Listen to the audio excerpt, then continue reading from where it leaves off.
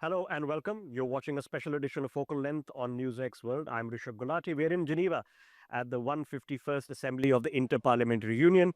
And Member of Parliament in India's upper house, the Rajya Sabha, Sasmit Patra, who is part of India's delegation, is now sitting with me. It's been a fascinating few days in Geneva. Mr. Patra, I appreciate your time. Let me take away from the immediate highlight, and this happened a couple of days ago. You saw the Speaker of the Pakistan Assembly come and raise the issue of Kashmir. He's spoken about the Indus Water Treaty. India has then given a right to reply. What is played out here, sir? What has been the reply? You see, Pakistan is, by its nature, always tries to be a irritant. And they try to always bring about the issue of Kashmir and now Indus. And India, on its part, on a right to reply, has responded very strongly, saying that Kashmir continues to be an inalienable part of India. And secondly, as far as the Indus Water Treaty is concerned, it was based on goodwill, and various aspects have changed by then, such as the situation relating to climate, relating to demographics. So therefore, one has to be looked from that perspective. So Pakistan, unfortunately, is today sidelined, is today solitary, doesn't find any support in Kashmir. So I believe it has become their political agenda only for survival in the domestic politics. In the international scenario, we meet the 186 parliaments here in Geneva right now, and we meet with hundreds of members of parliament, and no one ever mentions about it. Everybody's going gaga about India and its economy and its development and the progress that India is doing. So therefore, Pakistan has become a passe. It has become a story that people are starting to discount, and heavily. As the world's largest democracy, uh, with an increasing global presence, what is the summation that we can bring in a messaging and practical help when it comes to the promotion of human rights and democracy? India is seen as a beacon of peace, security, nonviolence, and as a country that believes in democracy and human rights. Being the largest democracy in the world, civilizationally, we have been one of the, we call ourselves as the mother of democracy. Uh, Countries and parliaments across the world, whenever they face some crisis of faith in democracy, are looking towards India and seeing how India, despite its diversity, is able to bring so many people across caste, creed, community, religion, dialects, regions together. And that has become a model, a mosaic model of trying to find unity in diversity. So therefore, the big message that India gives to the world today at an international forum like in Geneva, where we are, is that yes, as a nation, think about where we were in 1947, when people used to question us as a democracy, and look at us today in 2025 and the progress that we have made. So as far as human rights and democracy is concerned, India is today seen as probably a beacon and as a role model as to how parliaments and democracies must evolve. What is changing at international forums like this, where you mentioned more than 180 countries and members of parliament are here, which is pretty much every country on the face of the planet? Because, of course, within the territorial boundaries of India, we have our own politics and our political systems which are responsible for the maintenance of that democracy. But do we have an all of country, a more united approach when it comes to representing India in international forums, as we've seen post Operation Sindoor, where cross party delegations went to various places in the world? So, as an Indian MP, when you're meeting, what's the position that you take for India, which is different? Of course, our politics at home is vibrant. I believe as soon as we cross the shores of India, we are an Indian member of parliament.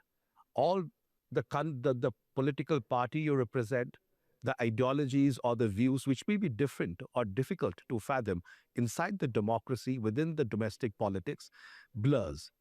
I'll give you an example. I was also, you referred to Operation Sindoor. I was fortunate to be part of a delegation on Operation Sindoor. And from 2019 onwards, I've been a regular participant of the IPU delegations.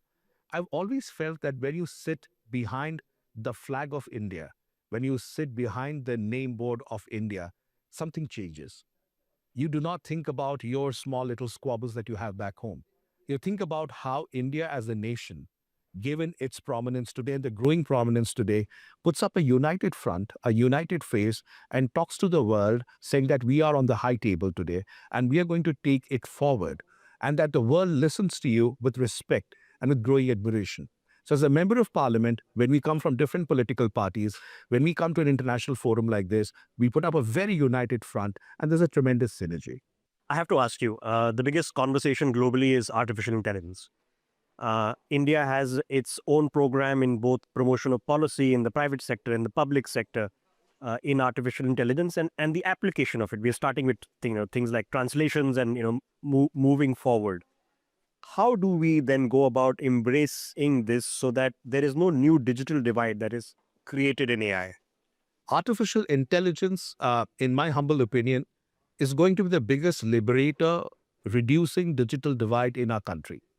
Digital divide was there because historically we are always playing catch up, whether that was the internet, whether there were various other value added services. But with artificial intelligence, and especially the way we are growing as an economy, it can be a great leveler in actually reducing the digital divide. Let me explain. We are always looking at large language models, LLMs, as probably the liberators. No, the micro LLMs, which will be in regional languages, are going to be the key going forward. Our country is so vast with 1.4 billion people that there is a space for micro LLMs and semi micro LLMs as well.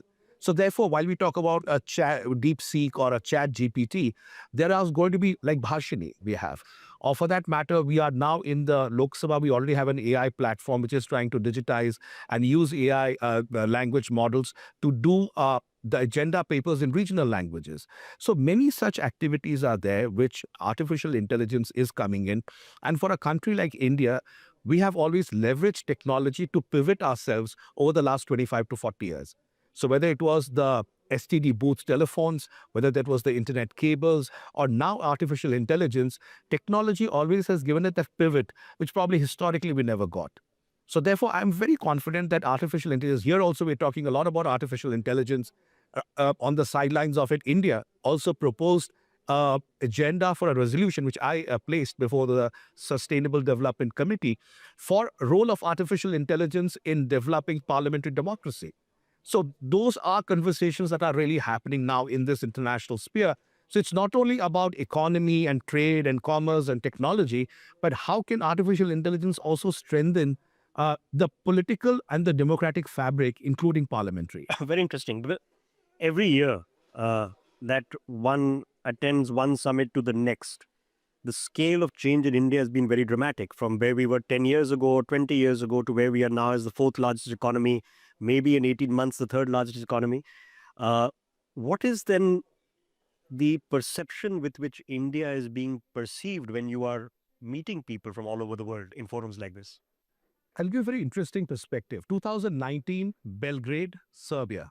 I attended in October. That was right after Article 370 abrogation and around the time when we're going for the CA. At the time, when we went for bilaterals, we would seek out bilaterals. Cut to 2024-25. Now, the so-called developed economies, developed countries, they are seeking out bilaterals with India. Just yesterday, I was sitting in my chair in the General Assembly, and two members from Japan came over.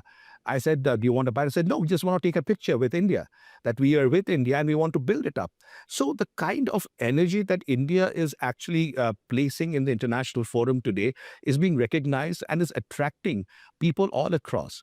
So the change that I see, the transition that I see is today, India is not one among equals. It is first among equals in many ways, because US has its different model and it's playing out. China has a very different model. But apart from these two, India comes across as an economy which is so open, which is so diverse, but is also welcoming. And it's not prohibitive, it's not obstructionist, and it's not whimsical.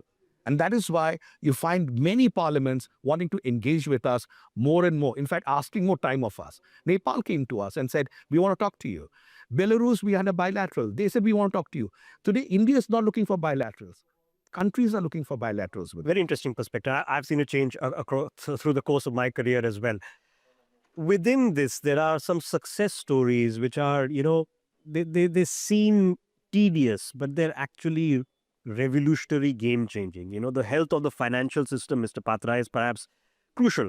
We all remember what happened in 2008, which was a financial crisis, which was posited because of unhealthy practices in a financial system in certain parts of the world. over the course of the past years, when it comes to our banking sector, our financial services, when it comes to dealing with uh, things that are classified as NPAs, things that are stuck in litigation, that are stuck in a dispute, sometimes even with government or government departments, in places like the NCLT. What has changed? How is this different today? Can you explain to our viewers? So when we have conversations, and these are conversations about the Indian economy, and I'm glad you mentioned about the non-performing assets. And a lot of economies are today facing a problem of liquidity. They have a large, high amount of non-performing assets that are being written off by the government, which is putting the governments into red more and more. And they want to understand how has India dealt with its NPAs. And that is where we're able to bring out the model of the NCLT and the Insolvency and Bankruptcy Code. Just to give you some data and statistics, as on 13th October 2025, since its inception, the National Company Law Tribunal, as a model of what India is doing, had already approved plans of 1,422.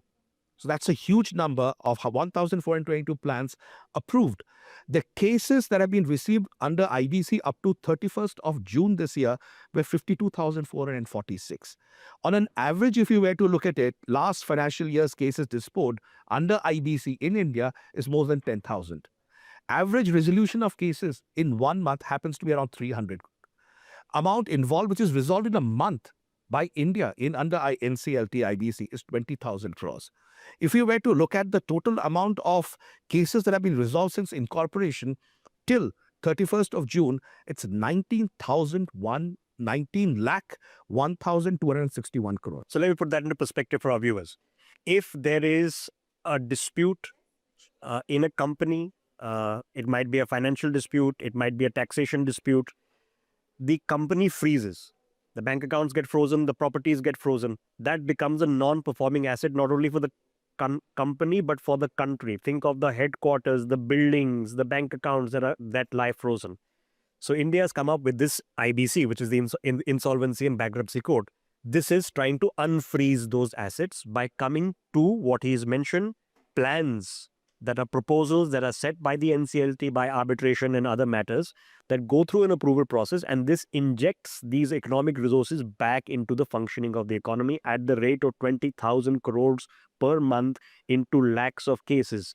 This has, Mr. Patra, I'm assuming, translated into real change for our financial, banking and corporate sector. Absolutely. If you were to look at the way NCLT as a model has developed, and this is of a lot of interest to the international community here, which is coming in, that more than 50% of such cases have been resolved in 4 years. So the speed and the accuracy with which we are able to do is absolutely massive. If you were to look at, you very beautifully articulated about the resolution plans to the viewers. If you were to look at it between 2017 to 2025, the total number of approved plans in the NCLT benches is more than 1,200, and the total approved amount for plans is more than 4,000 crores, 4 lakh crores, in fact. So if you were to look at it, all of this money was lying like junk. You could not do anything. Yes. With that is the cost of capital. With that is that cannot be in a liquid form. So what it is essentially doing is dragging the economy down. Yes. Today, from 14% non-performing assets that were stuck, we are down to 0.5%. And did you say 14% to 0.5%. So 14% of corporate assets were stuck due to disputes arising from various People quarters, were unable to pay. They were in debt for various reasons, which required restructuring, Right. arbitration. Correct. Which is what the IBC is the regulation, is the law that encodes this. The NCLT is the body that actually has to perform it.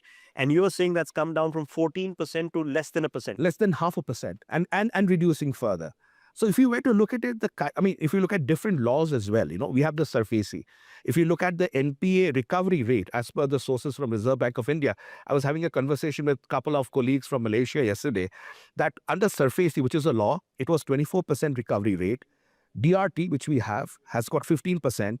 Lok Adalat was 1.8%, but IBC has given us 48% recovery. So for nearly half the money. About 48% NPA of SCB recovery rate is there with India. And I assume then this has an immediate impact on the banking sector. So we have, I can hope, a much healthier banking sector than even just a few years ago. Absolutely. If you were to look at State Bank of India, Canara Bank, many of the public sector banks were going down under primarily because they were bleeding red, and they had to apportion funds to actually, for the losses that we're actually incurring. A, you're not getting interest. B, there is a cost of capital. C, there is a depreciation of money that is happening. And D, that money is not, when you're going to get that money, you don't know. So therefore, with all of this, and just finally, just make two quick points. I'm Bangalore in May 2025. I'm Ahmedabad in April 2023. Actually went some surveys. And what they basically said is, because of IBC and NCLT, let's say, for example, I have got 5,000 crores in dues.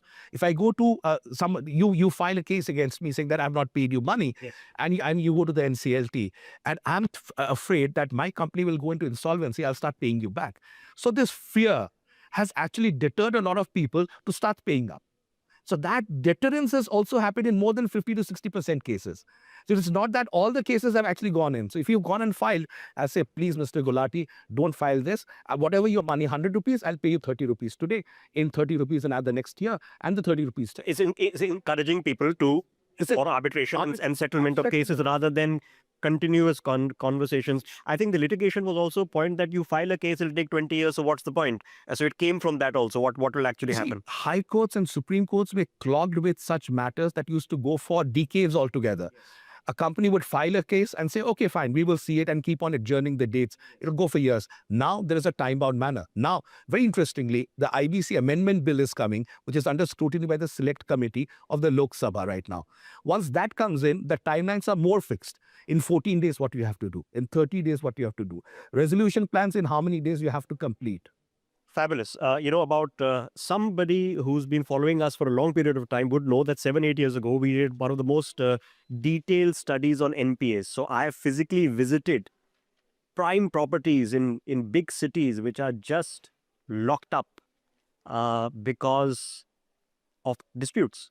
The property value unlocking, the sheer amount of infrastructure that was clogged up in these cases. Perhaps it's something that we need to discuss in greater detail. It's been a fabulous conversation, Mr. Patra, and I assume that it is being well understood, and perhaps there'll be curiosity amongst a lot of people from all the rest of the globe also on how you've done this. Absolutely. Various countries globally, whenever we do these exchanges, we have interventions also on committees, because most of it is closed door, so we don't have recordings of that. But there is a lot of conversation that happens, and people are more interested to know about it. And therefore, we are providing them more links. So there are a lot of cards, visiting cards, saying that on this card, can you just send me the links about what is really happening? We would like to do that. Whom can we get in touch with? Who can help us in trying to solve our problems? Just coming before you, I was just meeting the deputy chairman of South Africa.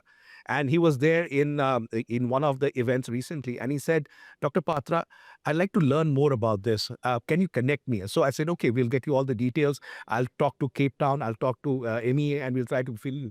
So a lot of energy is being generated. Can you create high growth, 7% and above, which is where we are right now, without creating a bubble in your financial architecture? And what you're suggesting to us means that, yes, we are somehow managing that rather well. Of course, this requires greater analysis and conversation, which hopefully we'll have on NewsX. But for now, Mr. Patra, as always, very good to have you on board our channel and for having this conversation with us. Thank you very much. Thank you, Mr. Gulati. Thank you for coming all the way from India to Geneva. And you are the only Indian channel, I must say, on record to our viewers. You're the only television channel, only media channel, so to say. No print, no electronics, only NewsX, which is here in Geneva at the IPU. So thank you for meeting. So NewsX is going global, sir. NewsX World is now. Thank you very much, sir. Thank you.